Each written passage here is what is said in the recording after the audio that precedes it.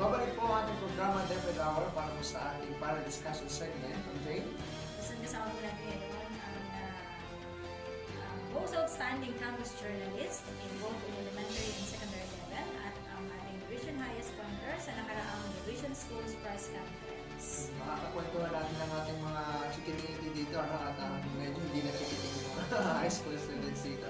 At siyempre, bigyan natin sila ng pagkakataon para batiin. Siyempre, baka huwag nila kalimutan ang kanilang mga coaches. Ano? Maganda kami sa inyo, mga anak. Unahin na natin ang most outstanding campus journalist sa secondary level, si Ralph Ryan Puro. Good evening po. Maraming salamat po sa pag-imbagawin po sa akin para sa panel na to. At pinapasalamatan ko po si coach ko po, si Mami Gopo po. Thank you po. Kasama rin po natin ngayon sa ating studio. Ayan, si Toby Wide mula sa Little Mary Hearts Montessori Center. Siya ang ating individual highest pointer para sa secondary. Magandang gabi po. Binabati ko po ang aking mga klase sa Little Mary Hearts Montessori Center. Ang aking coach ko din po na si Ma'am Cristina de la Cruz at si Ma'am Eliza Jordan.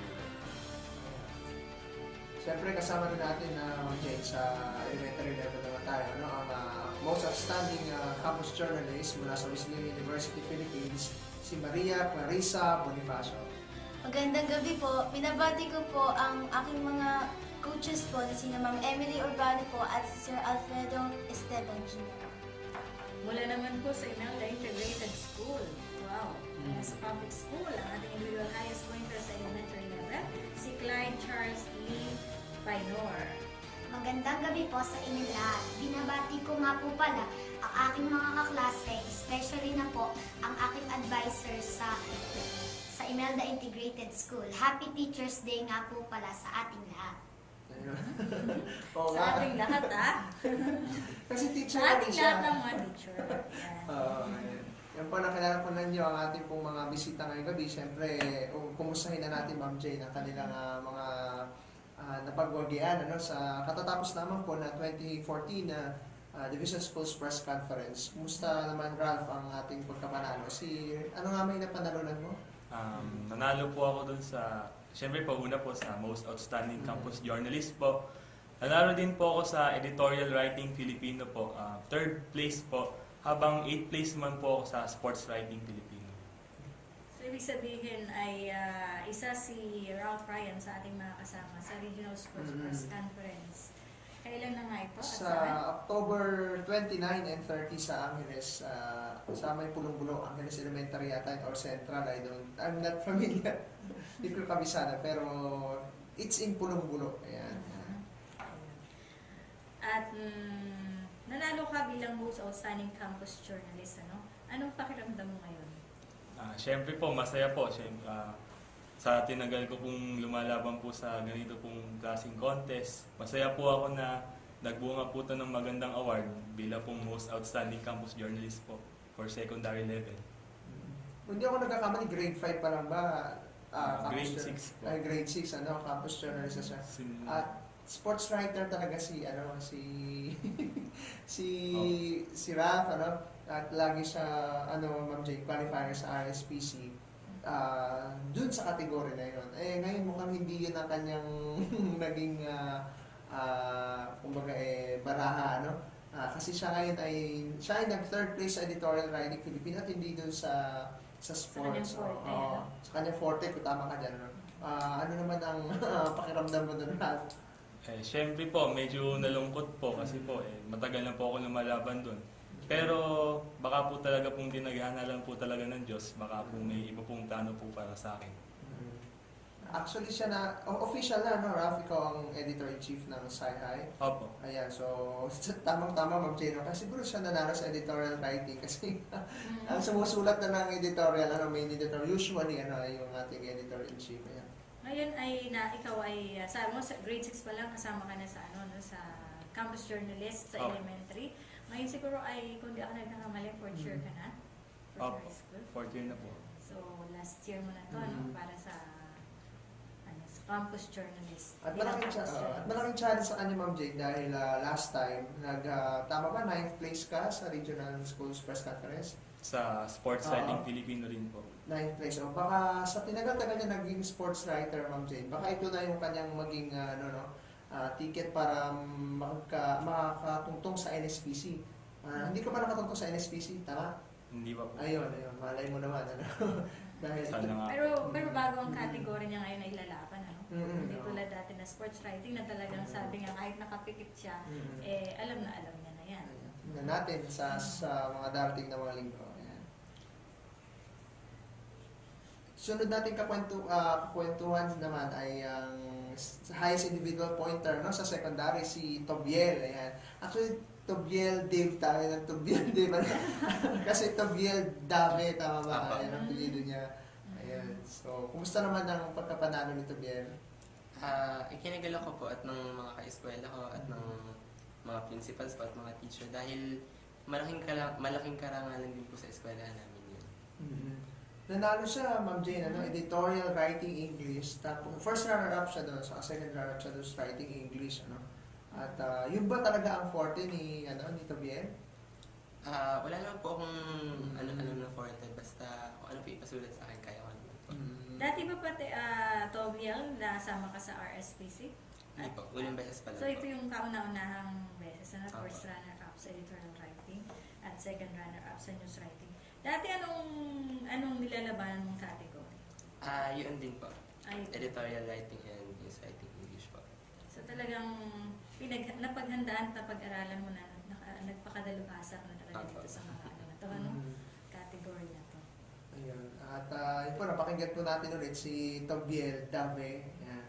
At segue tayo, Ma'am Jay, sa ating mga chikiting na bulilit na kasama. Natin pong most outstanding campus journalist, si Clarissa. Kumusta naman, Clarissa? Si Clarissa, by the way, ay RSPC qualifier din this year dahil siya ay nag-champion naman din sa editorial writing at 9th place sa copy reading and headline writing. Kumusta naman? Champion ka lang naman.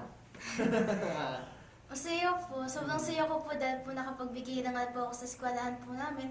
Tapos po, sobrang saya ko rin po dahil po hindi ko po inakala po naman ako yung mananalo po ulit. Kung mapapansin mo, Sir Alan, yung tatlong na interview natin, na mga kasama natin dito, sila yung mga qualifiers sa editorial writing. Pero nalaman dito kay Tobiel, dalawa kasi na panalunan niya. Isang first runner-up sa editorial writing at second runner-up sa news writing. Definitely, kung saan mas mataas yung kanyang rank, diba? Doon siya lalaban. So, sa editorial writing pa rin. Itong ating susunod naman na tatanungin, si Clyde Charles Lee Painol, ay iba. Science writing at sports writing. Pero sigurado, science writing siya ilalaban. Dahil champion siya din eh. Siya champion doon. At ang sige. Alam ko, reporter natin to sa David Hour eh. Tama ba? Nagre-report ka, anak? Ayun. Ayan. At siya rin, Nung grade 3 pa lang siya. ayan, grade 3. Ay, siguro kung matatandaan mo, nun, meron tayong reporter ng Imelda na medyo nung grade 3 siya, pero expected Maliit. yung pagbabasa tapos maliit. Talagang nakakatuwa. Siya pala yun. Siya pa rin, maliit pa din. Tama, ikaw yun anak, grade 3 ka pa lang. Ayun. At ngayon wala na kayong mga balita sa... Ala na po kasi si Ma'am Ison. Oo, ayun. Kaya... Aalaga ni Ma'am Oo. Marjorie Ison. O, batiin mo naman si Ma'am Marjorie. Magandang araw po, Ma'am Marjorie Ison. gabi ngayon, paano? Hindi, ayun. Magandang gabi po kay Ma'am Marjorie. Yan, at bunga din ang kanyang pagsisikap din niya. Si Clyde. Si Clyde Charles ay ang ating individual highest pointer sa elementary level. Malungkot ka ba anak dahil ikaw ang naging ganon? Hindi po. Masaya po ako. Ano sabi ng mga magulang mo sa panalo mo na? Sa lahat, no? Nang madaming sumali, ikaw ang pinakamaraming nakuha ang award. Natutuwa po sila dahil ako daw po hindi daw po ini-expect. Favorite subject mo ba ang science? Ako. Ayun. Kaya naman pala, kasi kung tutusin, bagong category lang itong science. At luckily, ikaw talaga yung nag-champion. Ang dami tayong mong kalaban. Ano ba yung naging topic doon sa science writing? Ang naging topic po nun yung earthquake po. Nasakto naman po sa lesson namin ngayong grade 6. Ayun. Kaya pala. At kaya pala natali mo ba? Hindi, actually, sa Pilipino ka, English ka na. English. How to yun, paano ang gagawin kapag mayroong window na yan. Yung pang-elementary talaga at eksakto nga doon sa kanilang lesson. Ayun. Siguro, pinamemorize ba sa inyo yung mga things to do kapag may earthquake? Hindi naman po, ano lang po, kung ano lang po yung sa tingin namin na dapat talaga pong gawin, yun lang daw po isusulat namin. Ayun, mainam, ano. Babalikan natin. Masunuring bata. Ayan. Babalikan natin si Charles mamaya, no? Dahil ulit tayo kay Ralph. Siyempre, si Ralph ay matanda na nga sa campus journalism. Tanong natin kung ano ba yung talagang nag-push sa kanya para sa dinami-dami, Ma'am Jane, ng mga contest ay isa sa mga pinili niya o naging linya niya yung campus journalism. Meron bang nagtulak sa'yo na? Nangyari po yan nung grade 6 po ako. Nung sa school po namin, meron po parang try out po, parang yun, na magsusulat po. So, depende po sa mga category na gusto po. Naisipan ko pong mag-try po sa sports writing. Tapos po, nagustuhan po nung judge po, kaya tinry ko na po talagang i-push po yun o patuloy po yung pag-aaral ko po paano po sa pagsulat sa campus journalism. Ayun naman pala. So, grade 6 siya. Saan ka nun? Sa Flower Lane Montessori Children's House po. So, doon nag-umpisa yung kanyang Pagmamahal, kumbaga, sa campus journalism. At grade 6? Bakit Grade kung six. kailang last year mo na sa elementary, saka mo pa na kilala ang journalism? Ganun lang po siguro talaga. Doon ko lang po talaga naisipang magsulat. doon pa lang yung break niya. So, kumbaga, wala itong mas magagaling siguro sa kanya. And nagsipag-graduate na yung magagaling. It's my break na. Kaya naman siya nag-champion doon. Tama? Opo. Sa Division Schools. So, ibig sabihin, first time niya nag-join sa campus sa DSP sila Champion pa. Ayan. So, yun. At marami pa tayong hihintayin kay Ralph sa mga susunod na mga panahon. At yun ang ating tatanungin mamaya, Ma'am Jane, kung ipupurso ba nila yung kanilang yung kurso ng campus journalism. Since graduating siya na. At hindi naman sa parte ng K-12. Tama ba akong Ralph? Hindi na po. Hindi na. Okay. Si Tobiel, parte rin ba na? Hindi po. Okay. So, So, fourth year ka na rin, Toby? Apa. So, ano naman anak ang nagtulak sa'yo para sumali sa campus journalism at yun nga. Ba't ang mga guro ko lang din po kasi po bagong lipat po ako sa school namin nun. May nakapansin po sa aking guro na mature daw po ang pakikitungo ko sa English. So, ayun po. Pinilit niya po akong mag-campus journalism. So, kailan nagsimula yung na nakilala mo ang campus journalism? Na pumasok ka sa campus journalism? Bali nung unang school press conference ko po, nung 2012 po. High school ka na? Or? Apa. Second year high school. At doon din sa Little Mary Hearts, anak. Apa. Ayan. Gusto ko yung sinabi niya, Ma'am Jane, mature daw yung pakikitungo niya sa English language. Parang maganda yung statement. At Tagalog yun, baka mature din yung pakikitungo niya sa wikang Pilipino.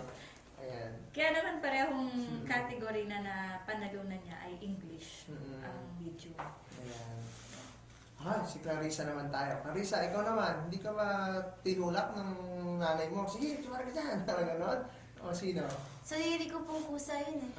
Sige. Maganda. Kwento mo nga anak kung paano mo nagkaroon ka ng kusa na sumali sa campus journalism. Una po yun sa summer po. Nagustuhan ko po yung pagsusulat po sa campus journalism po. Para po bang naisip ko po na why not po? Ba't hindi po ako sumali sa campus journalism? Anong grade ka na ngayon? Grade 6 po. Ano ko, graduating na rin. Graduating na. Kung di ako nagkakamali, nakasama ka namin sa Ormoc, tama ba? Opo. Ayun, kasama siya sa collaborative team nun sa Ormoc 2013, tama? 2013, kung saan na-disqualified lahat ng contestants sa collaborative publishing na hindi naman namin nalaman ng Ma'am Jane. Ayan. At ano pakiramdam mo nun, anak? Ngayon lang tayo nagkakwento ba na pares tayo na experience dun eh. Masaya po yung experience po doon yung... Pero po gusto ko pa rin po maulit po yun. Yung pagkaka-disqualify sa collaborative. Medyo parang makakasama ng loob, no? Opo. Kasi parang maganda pa yung may nanalo talaga. Ano? Opo. Hi. Yan po si si Clarissa Bonifacio. Si Charles naman, Ma'am Jane. Si Charles. Ang dami nating tanong kay Charles, eh, no? Oo, kanina. Baka yun din yung tanong natin kanina sa kanilang tatlo. Kung ano yung nagtulak sa kanya, May tumulak ba sa'yo na? Una po noon, grade 4 pa lang po ako. Ano po si Ma'am Ison po, naikwento po sa kanya ng teacher ko po dati na marunong daw po akong magsulat ng mga composition sa tibok po. Naisip po ni Ma'am Ison na isali po ako sa press con. Kaya po, doon po nagsimula yung hilig ko po na magsulat. Ang ganda ng ano niya ng combination ng kanyang sports writing and science writing. Parehong mahirap. Diba? Sports, kailangan kabisado mo mga sports lingo.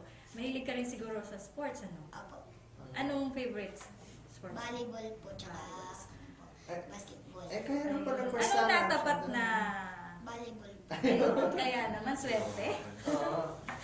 At saka tipong, Okay.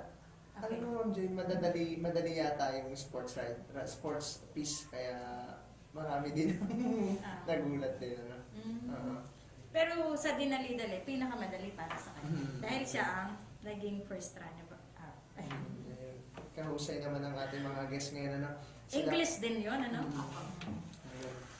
At tanong naman natin, Ma'am Jane, ibahin na natin ang usapan. Sabi ko nga kanina, tanong natin yung ating dalawang graduating, tama? Kung ipupurso ba nila ang journalism, kasi pwede sila, kagaya mo, ano? Sa broadcast journalism ka ba? Mass communication, ano? Sa Wesleyan, tama, mayroong mass com. Sa CLSU, may development communication. Yun yung pinakamalapit. Ewan ko lang sa ibang colleges pa dito, ano? At sa Maynila, syempre, marami dyan. May broadcast, may TV, parang gano'n, no? Tanong natin kung ipupurso nila yung pagiging isang journalist talaga kay Ralph. Siyempre po, pwede rin pong gawin. Yun din po sana din po yung gusto ko pong course pag po nag-college na po ako. Di naman din po sure kung ano po talaga yung pinaka-gusto ko na po. Darating na lang din po yun pag graduate ko na lang po. Pero kung pwede po, kung maaari po sana yun po yung kukunin ko pong course din. Tingnan natin, no? Sana nga ay malinya siya doon. Si Tobiel naman ba? Ganun din ba? Hindi po. Hindi. Magka-abogasya po sana ako. Bali, magiging sideline ko na lang po kung kapapalaran mabigyan ako ng chance na maging journalist. Sa sideline na si Tabia. Totoo naman yan, ano? At sa abogado, kailangan talaga fluent ka din mag-English, ano? Actually, iba nga yung parang construction nila doon, ano? Masyadong formal, ano? At minsan nga, pag nagbabasa ako, hindi ko naiintindihan. Alam mo, ikaw nakabasa ka na ng gano'n, yung parang sampina, gano'n. Nakabasa ka na nun? Oo, naiintindihan. Hindi sabihin na ka. Pero naiintindihan, ano? Ayan. Ay, maganda naman yung kanyang, yung napanalunan niya naman ay editorial writing and news writing. Preparatory doon sa kanyang mga susulating sampina. Pag siya ay abogado na. Yung ating dalawa ng mga chiting, syempre di pa natin tatanungin kung ano yung kanilang, kung pagpapatuloy ba nila yung kurso na sa pagkulay nila sila. Pero tanong natin kung anong gusto nilang maging, ano? Baka naman ito ay may relasyon din sa pagiging magaling nila sa pagsulat. Si Clarissa, ano bang gusto mong maging, Clarissa? Either maging journalist po o maging doktor po. Ayun. Related din, no, Jane? Si ano ba? Si Charles. Abogado rin. Ay, abogado. Abogado rin. At talagang gusto mag-abogado ni Charles, ano? Bakit naman, ano? Para po maipagtanggol ko po yung mga naaapi, tsaka po yung mga korap po maipakulong. Ayan, ano? Anong tanong yun? 2014? Kapag papanood natin kay Jules yung sinabi niya, di ba pakulong mo kami? Kurap ako ng problema. Biro lang, eh. At, nawala talaga ako sa kay Charles, ano? At, yung sinabi ni, kanina, ni Clarissa, gusto niya maging journalist. At related nga doon sa ano naman niya ngayon, sa kanyang inclination. Maganda ba sulat mo, anak? Kasi gusto niya maging doktor din, di ba? Ano ba sulat mo? Yung penmanship mo? Half-half po siguro. Pagdating ng panahon, pangit na rin yun. Siguro ni Clarice. Bakit nga ba gano'n ang mga, siguro sa kamamadali? Na sobrang pagmamadali. Kasi maraming pasyente naghihintay. Oo, tama yan. Ayun. At yan po ang ating mga bisita ngayong gabi at mamaya-maya po ay papakita po natin sila sa iba pong mga kakulitang mga tanong, ano? At sa iba pong mga seryoso rin mga tanong na pupukol po natin sa ating mga bisita ngayong gabi. Kung alis, magbabalik po ang ganda.